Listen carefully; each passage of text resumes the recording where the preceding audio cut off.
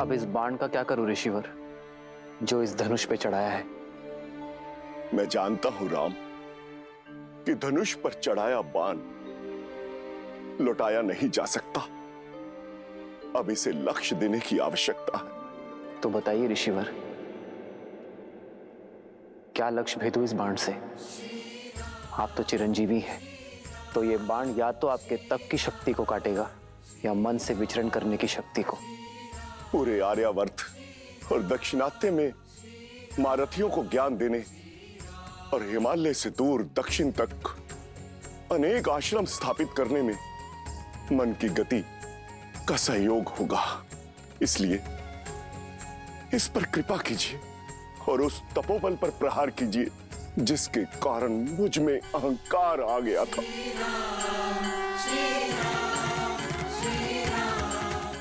राम, इस बाण को पूर्व दिशा में छोड़िए ताकि मैं महेंद्र पर्वत पर जाकर पुनः तपस्या कर सकूं, समुद्र में डूबी वो भूमि पुनः प्राप्त कर सकूं जो वामन अवतार द्वारा असुर राजा महाबली को पाताल भेजते समय जल में समा गई थी। जाते जाते धर्म स्थापना और अधर्म के विनाश का दायित्व आपको सौंपकर मैं आपसे विदा लेता हूं राम, विदा लेता हूं। जो आज्ञा प्रभु।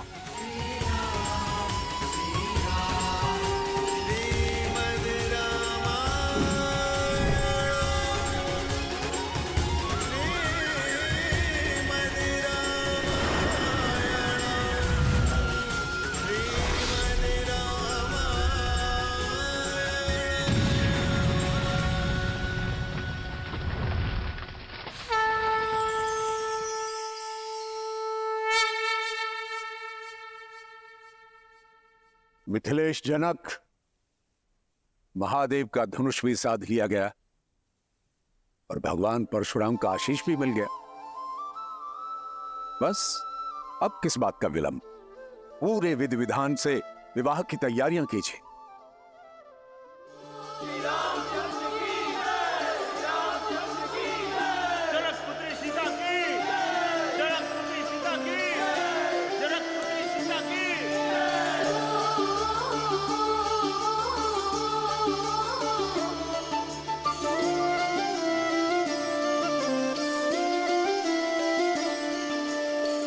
जन्म जन्म का है ये संगम, राम रतन सीता वैभव धन। एक है पौरुष एक समर्पण, एक है रूप तो दूजा दर्पण।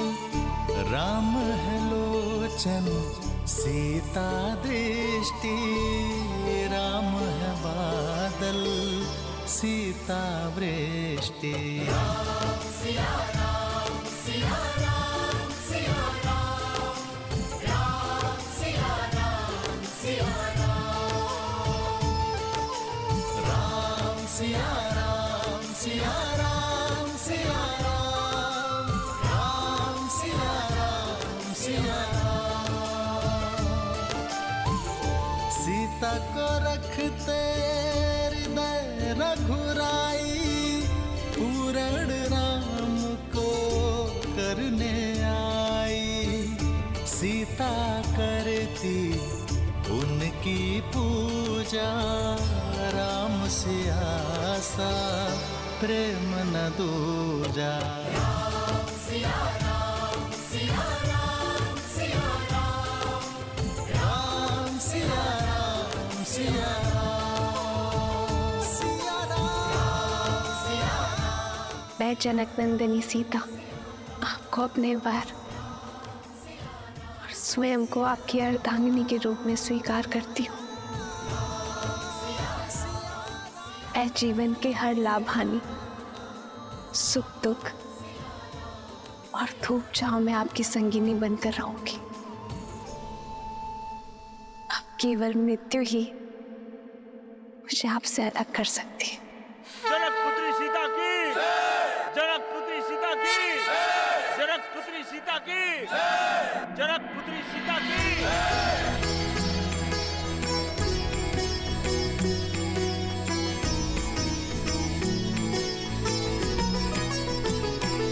हो सोहती सिए राम के जोरी, छवि सिंगारू मनहु एक ठोरी।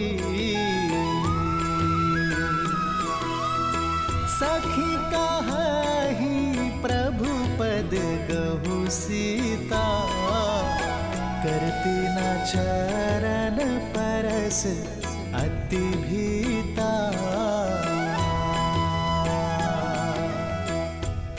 आपने मुझे अपना अर्धांग चुना है, अर्थात हम दोनों एक दूसरे को पूर्ण करेंगे। आज से मैं आप हूं और आप मैं, ना कोई छोटा ना कोई बड़ा, ना स्वामी ना सेवक। हर स्थान हर मान में हम दोनों समान होंगे।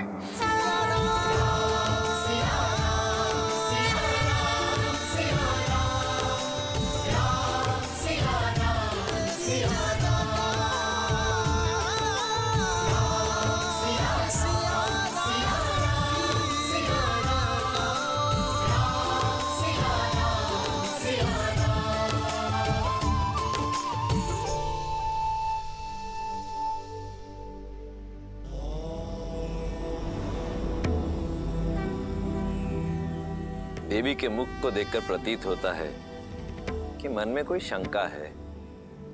शंका नहीं, उत्सुकता है महादेव। परशुराम तो स्वयं नारायण के अवतार थे, तो फिर वो श्री राम को पहचान कैसे नहीं पाए और उन्होंने क्रोध क्यों किया? और एक ही समय में विष्णु के 2 अवतार संभव हैं?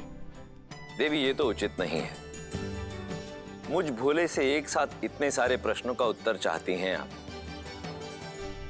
मैं एक एक करके उत्तर देता हूं। सत्य तो यह है कि भगवान परशुराम ने श्री राम को देखते ही पहचान लिया कि वो नारायण का पूर्ण अवतार है, परंतु आवश्यक ये था कि ये संसार भी जान ले कि वो कोई साधारण राजकुमार नहीं, अपितु स्वयं नारायण है। यही कारण है कि भगवान परशुराम ने श्री राम के समक्ष विष्णु के धनुष सारंग पर प्रत्यंचा चढ़ाने की चुनौती रखी। ऐसा उन्होंने इसलिए किया ताकि ये संसार श्री राम के बल और उनकी श्रेष्ठता को स्वीकार कर सके। रही बात 2 भिन्न अवतारों की, तो यदि लक्ष्य भिन्न हो तो नारायण अवश्य ही 2 अवतार भी ले सकते हैं। जहां एक और भगवान परशुराम ने सतयुग में धर्म और न्याय की स्थापना हेतु अवतार लिया, वहीं त्रेता युग में प्रभु श्री राम ने मर्यादा की स्थापना हेतु अवतार लिया। जय श्री राम। जय श्री राम। अब कथा में आगे बढ़िए ना महादेव, मुझे श्री राम और सीता का विवाह देखना है। देवी, इतनी आतुरता अच्छी नहीं। आप अपनी अधीरता के रथ को तनिक थामिए। हम सीता और राम के विवाह की बात कर रहे हैं। कितने प्रबंध करने होते हैं, कितने काम होते हैं, उसमें अभी समय लगेगा। परंतु तब तक मैं अपनी प्रिय का मन बहलाने के लिए आपको इसी कथा के एक अन्य पात्र की कथा सुनाता हूं। कौन है वो? मेरा परम भक्त लंकापति रावण, जो अब तक ना तो सीता स्वयंवर में हुए अपने अपमान को भूला था,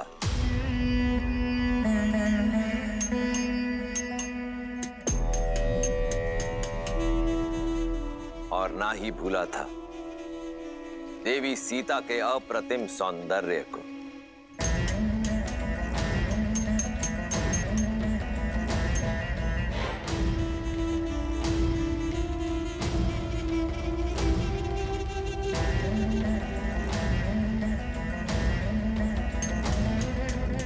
भैया,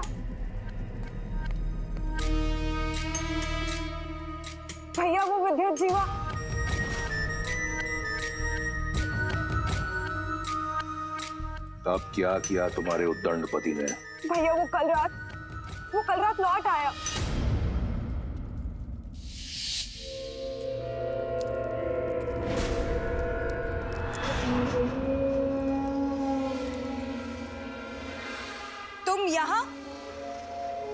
तुम यहाँ क्या कर रहे हो विद्युत जीवा? क्या एक पति को अपनी पत्नी, एक पिता को अपने पुत्र के पास होने का कोई अधिकार नहीं है? जैसे आए हो वैसे ही लौट जाओ विद्युत जीवा, अन्यथा भैया तुम्हारे प्राण ले लेंगे, क्योंकि वो अपना अपमान कभी भी नहीं भूलते। अपमान तो मेरा किया है तुम्हारे भाई ने। क्या अधिक चाहा था मैंने? एक छोटा सा राज्य ना। राज भिक्षा में नहीं मांगे जाते विद्युत जीवा, बल्कि बल और साहस से अर्जित किए जाते हैं, जो तुम में बिल्कुल भी नहीं था। आज की बात करो सुपर्णखा।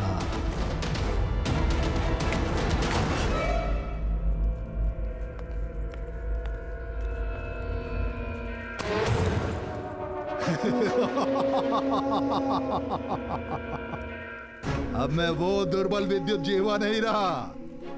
अब मेरे पास माया युद्ध का छल भी है और दैत्य काल के का बल भी।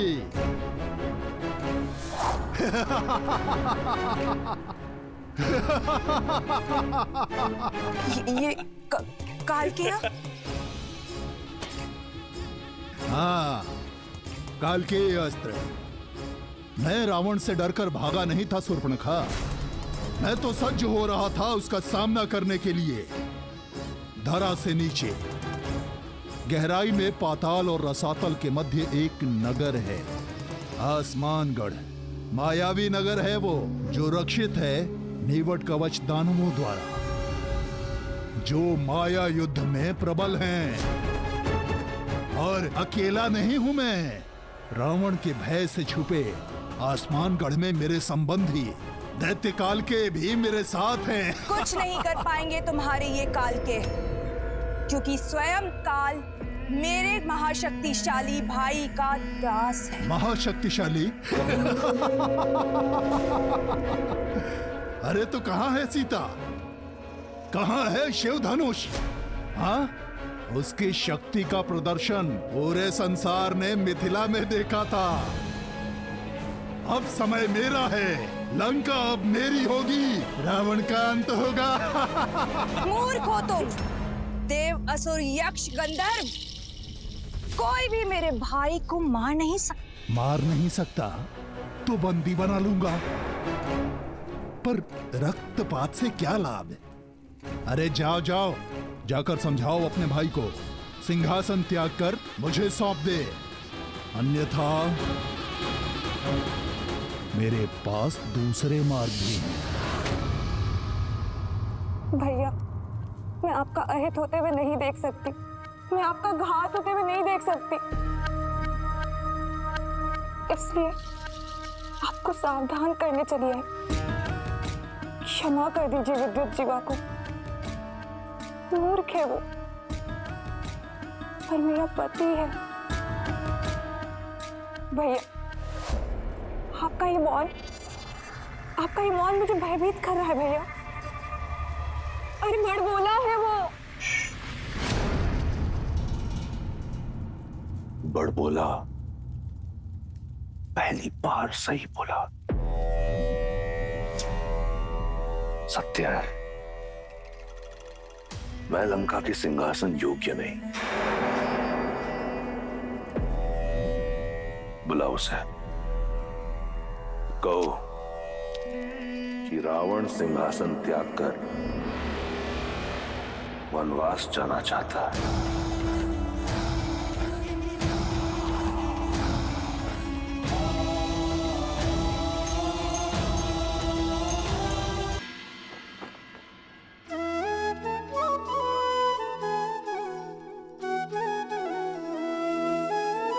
सुनो महिपति मुकुट मणि, तुम सम धन्य न को।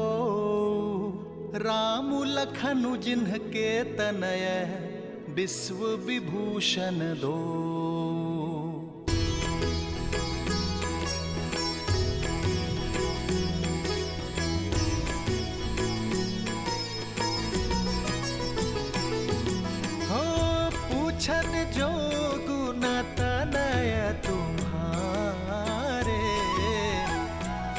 सुषु सिंधती हूँ पुर उजियारे।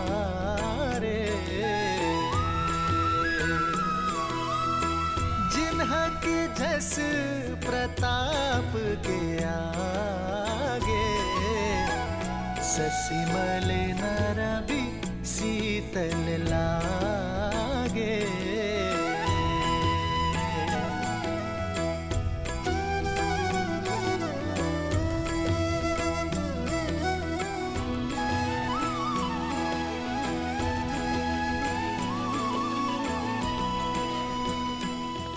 अयोध्या राज की जय हो। महाराज, मिथिला से आपके लिए संदेश है।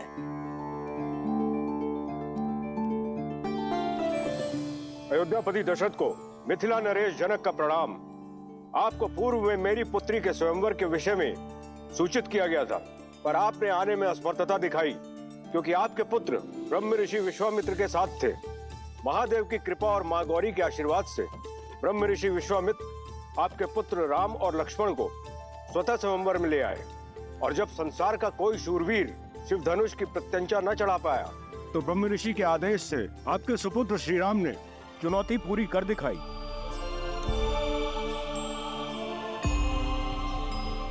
और कुमारी सीता को अयोध्या की वधू बनने का सौभाग्य दिया।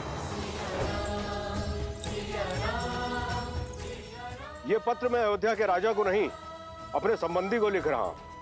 अपने ज्येष्ठ पुत्र के विवाह को अपना शुभ आशीष और अनुमति दे। ब्रह्म ऋषि विश्वामित्र का अनुरोध और हम सबकी मनुहार है कि आप अयोध्या के सभी राजकुमारों सहित इस विवाह में सम्मिलित हों।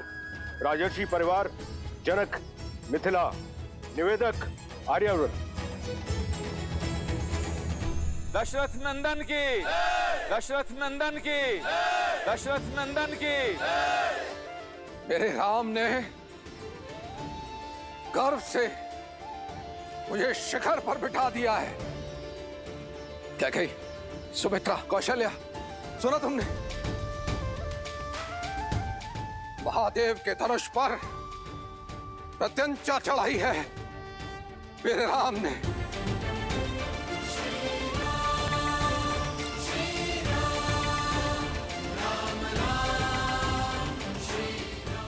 हमारे राम ने ये कार्य यदि कोई कर सकता था तो केवल हमारा राम। कदाचित मैं उसका ये शौर्य देख पाती, भरी सभा में उसे गले लगाकर उसे बधाई दे पाती। दीदी, हमारा राम। सुमित्रा,